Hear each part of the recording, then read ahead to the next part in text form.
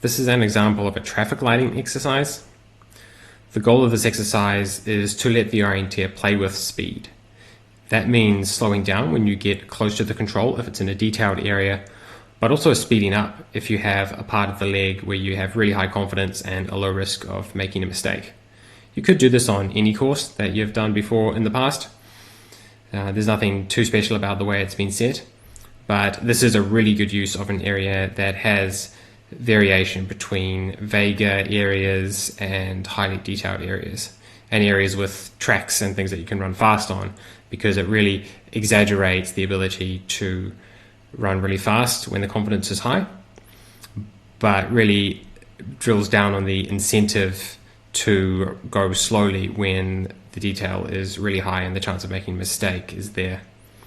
So the kind of things we're looking for from the orienteer is to, upon looking at the leg, can notice where the opportunities to run really fast are. So they might notice that there's a track here, and this area here is not very detailed, so even if you were going straight, you should really be doing it as fast as possible because there's nothing to slow you down.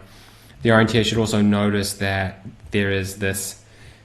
quite good line, distinctive line of the contours there, and you could run on a compass quite fast to that distinctive line before working out where you are and doing fine navigation. Into the control, this road over here is also compass to the road and then using the edge to go in. And so success in this exercise is when at the end of the course, or perhaps midway of the course, or at the end of each leg, the orienteer can say, I chose to run with a high speed, and we would call this the green light area for most of the leg. I then slow down a little bit. This would be an orange light for this part of the leg because there was multiple repetitive features like all these knolls, and I needed to make sure I had the right combination. And then it was getting really detailed in this final section before the control in that U depression,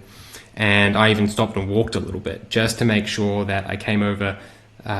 this little hill in the right place. I didn't pop over there, and I popped right over just in the right place. And upon finding the control, I then took an exit direction on the compass at maximum speed, green light. As I got closer to this, I slowed down to use orange light, and when I found this attack point here that I was using, this hill sticking out on the end, I then used a red light to make sure that I found the right gap between the hills, and I knew precisely where the flag was going to be placed in this very detailed undulating area. Again, it's obvious to use green light to there and maybe an orange light on this edge because there's a very distinctive edge between the flat and the hill, and then red light just for the final little section where you double down on the proportions and the features in the control circle, and you know exactly where the flag is going to be placed relative to those features.